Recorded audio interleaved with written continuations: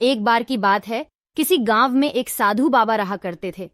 पूरे गांव में वह अकेले साधु थे जिन्हें पूरे गांव से कुछ न कुछ दान में मिलता रहता था। दान के लालच में उन्होंने गांव में किसी दूसरे साधु को नहीं रहने दिया, और अगर कोई आ जाता था तो उन्हें किसी भी प्रकार से गांव से भगा देते थे।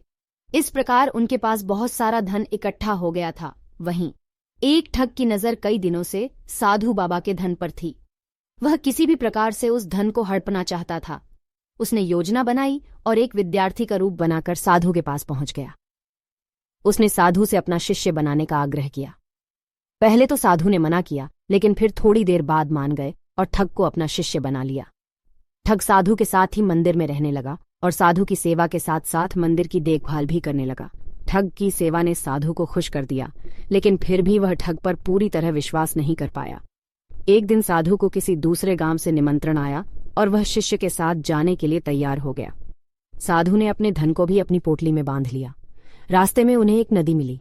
साधु ने सोचा कि क्यों न गांव में प्रवेश करने के पहले नदी में स्नान कर लिया जाए। साधु ने अपने धन को एक कंबल में छुपाकर रख दिया और ठग से उसकी देखभाल करने का बोलकर नदी की ओर चले गए। ठग की खुशी का ठिकाना नहीं रहा। उसे जिस मौके की तलाश थी वो मिल गया। जैसे ही साधु ने नदी में डुबकी लगाई, ठग सारा सामान लेकर भाग खड़ा हुआ। जैसे ही साधु वापस आया, उसे न तो शिष्य मिला और न ही अपना सामान। साधु ने ये सब देखकर अपना सिर पकड़ लिया।